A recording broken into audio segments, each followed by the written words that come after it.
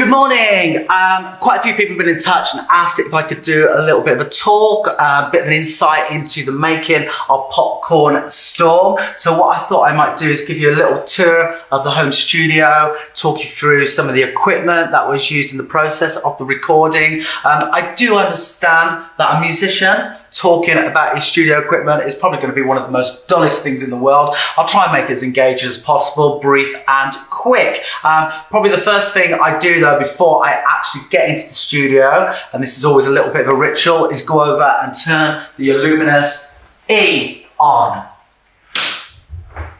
So this was the original E from EMF, or at least that's what I tell the kids. It's kind of puts me in a good mood and has always brought me good luck. So let me just, before I take you in the studio, let me just give you a bit of a look of the setting of where the studio is, a bit of perspective.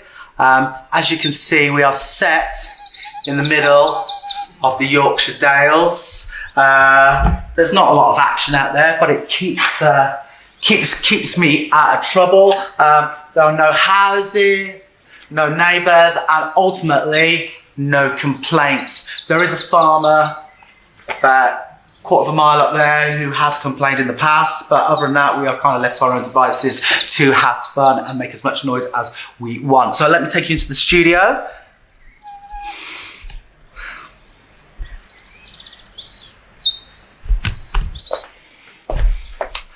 So the first thing you notice when you walk into the studio, there's a drum kit set up. I must say the majority of the album was actually drum machines, samples and loops. Occasionally I will jump on the kit if we need some live hi-hats or some snares. But yeah, the majority of it is programmed. You will see in the corner, and I'm guessing every studio has got this, a bit of a disused studio rack. Some of this stuff hasn't been plugged in for 25 years. There are things in there like Atkin samplers, DAT machines. I don't know when I'd ever use a DAT machine again. An old Yamaha digital desk, all broken, all should be in the skip. I just haven't had the heart to throw it away just yet. I would like it to go to a good home, so if anybody wants it, get in touch. Let me just pan you around. You will see this is the main studio area. I think I'll talk about the monitors next. There's a pretty hefty pair of Mackie speakers there. They're not pretty, they don't sound pretty, but they are pretty good fun, especially when coupled up with the 1000-watt 18-inch sub speaker down there. Yeah, I don't really mix on them. If I'm going to do some mixing, I usually go to the Mackie 810s, although these do make things sound a bit nice as well. So my go-to speaker has always been, and I don't know if you can see these Acoustic Energy, which is, let me see if I can pan that in a little bit, which is a Cheltenham company, a company in Cheltenham, not too far away from where we grew up when we were kids. There they are there. Let me just talk you through them. You can hardly see that. Yeah, they've been with me a very long time.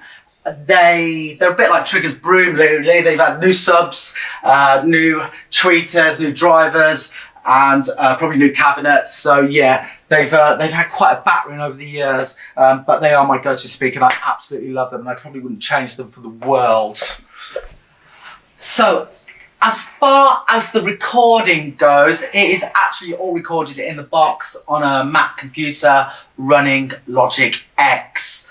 I don't really use any outboard effects. I don't even use third-party effects. Saying that though, I have one reactor echo that I absolutely love and I use on all the vocals, but I keep life simple as possible. Gone are the days of having defunct racks of equipment. It's so much simpler just to have it all in the computer. It has its limitations, but it also makes life very easy, especially if I'm swapping files around and people do mixes for me, or if I'm doing mixes for other people. I'll carry on giving you a bit more of a tour.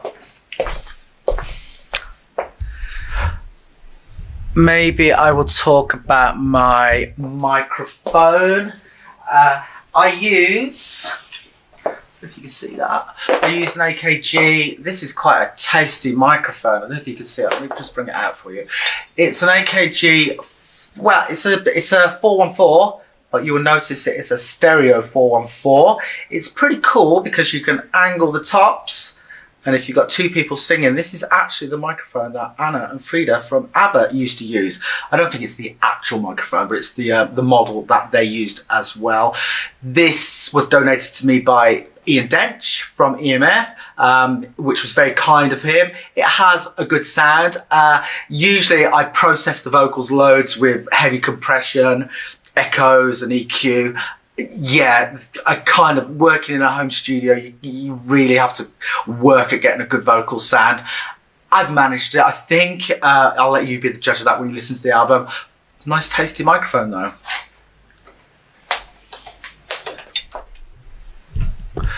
So I'm gonna pan you down just to show my guitar setup. There's quite a few guitars actually on the album. Let's get down there. My guitars are SGs.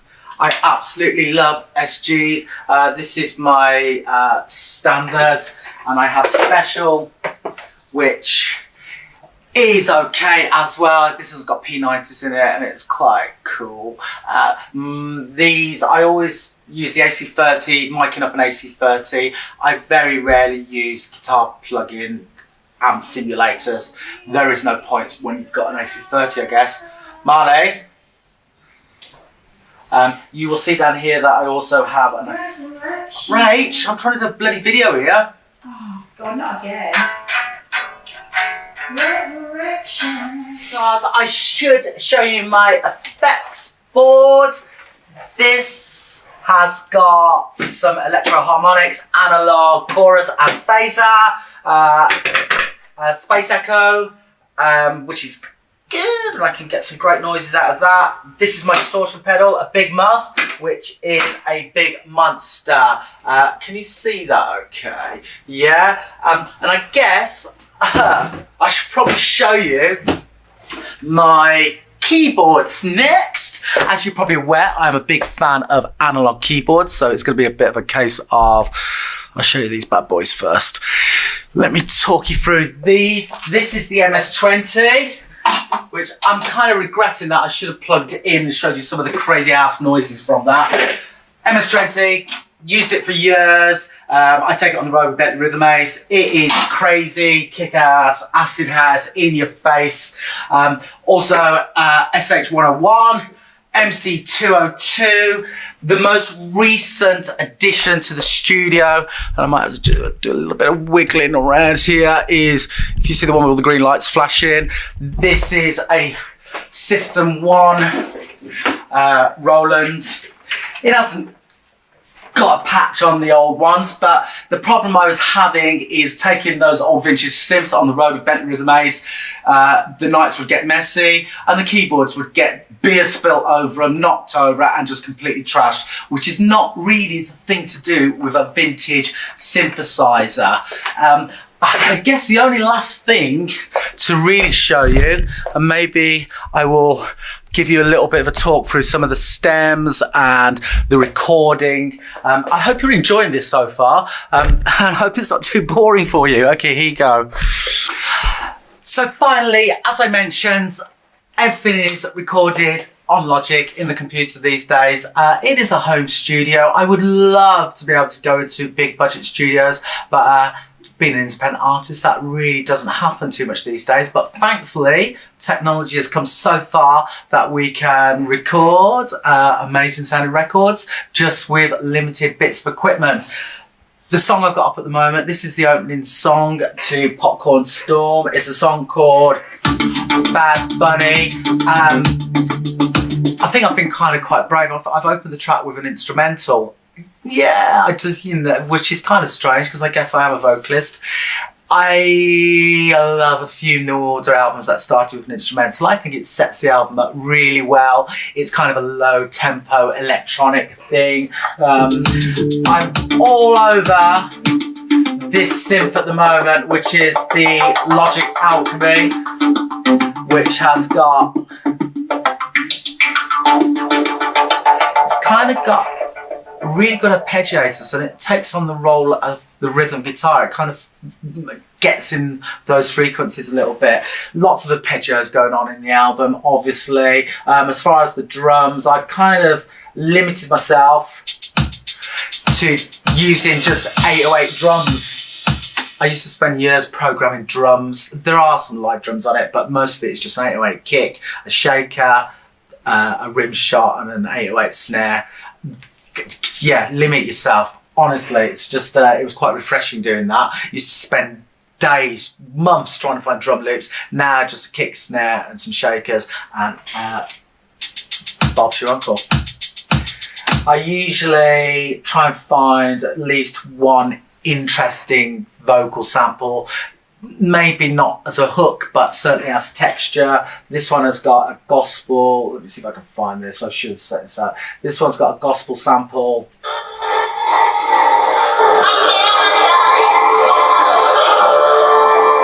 Which I'm not quite sure where I got that from. I've had it hanging around quite a while. Maybe I should have done a bit of research and cleared the sample. You may even recognise where it's from.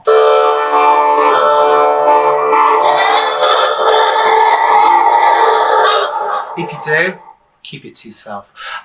So that's basically it. I hope you've enjoyed the little tour of my home studio. Yeah, I hope you found it insightful and entertaining. The new album is out.